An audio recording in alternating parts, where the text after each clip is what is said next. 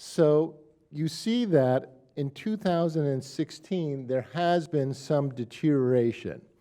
So what's happened in now the 25 years since the Berlin Wall fell, which was the ignition of this democratic movement, which went forward with considerable speed for 15 years and then seems to have stalled out over the last 10. And that's the story I'll tell. Well, in 1990, of course, there was a democratic movement, partially ignited by the fall of the Berlin Wall, the delegitimization of socialism and authoritarianism, and the viral spread of political liberalization across Africa. It should also be said that some of the regimes that fell in the early 1990s, like Zambia and Malawi, were simply financially bankrupt. And you pushed against them, the protesters pushed against them, and they fell apart. And the people who came to pick them up installed democracy because that was the regime of the day. But they weren't so much democratic revolutions as just collapsing of the old regime. As was said of the Russian Revolution at one time about the Bolsheviks, they did not so much seize power as find it lying in the streets. And I think you could say that about some of the democratic movements in the early 1990s. It was also the case that leaders didn't quite understand the dynamics of multi-party elections. Some of the incumbent leaders thought they could prevail, either because they thought they were popular or they thought they could rig it, and they just didn't know how to do it or do it well enough in the early 1990s.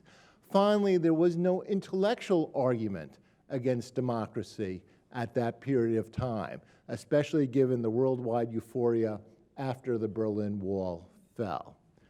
What's happened, I think, especially in the last 10 years, is a complex problem, and as we've said, it really goes with a different story for each country, but I think the following is all true.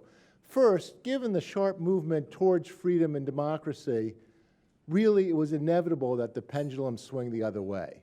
Because, as I said, instituting democracy, instituting freedom is hard, there were bound to be failures, just given the statistical record of the world, and inevitably some movement towards authoritarianism. Leaders got smarter over time. They began to understand how to manipulate elections, how to manipulate donors, what was acceptable and what was unacceptable in the international economy and diplomatic system. They understood that if they were performing well economically, that they could get a break on democracy to some extent. They understood that if they were contributing to peacekeeping forces or playing a positive role in different regions of Africa, they could get a break. If you look at the Ugandan election, which will stand out to many as symbolic of what is happening in Africa, Museveni understood exactly how far he could go to stay in power and did that. The lines are now clear, the red lines, if you like. And he exploited that very well indeed and understood his value to donors. So leaders have learned a lot. The international community, to some extent, seems to have lost confidence in the promotion of democracy, promotion of freedom. That story varies from donor to donor, from case to case, but there's certainly less talk of democracy promotion, at least from where I sit, than before. And then finally, we can't ignore what's happening in the rest of the world.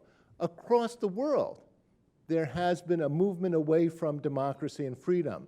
And Freedom House estimates that really for 10 consecutive years now, its freedom scores worldwide have moved towards the partly free or not free categories. So there are some country-specific, some Africa-specific issues here, but we should also recognize that there is a worldwide deterioration in democratic performance.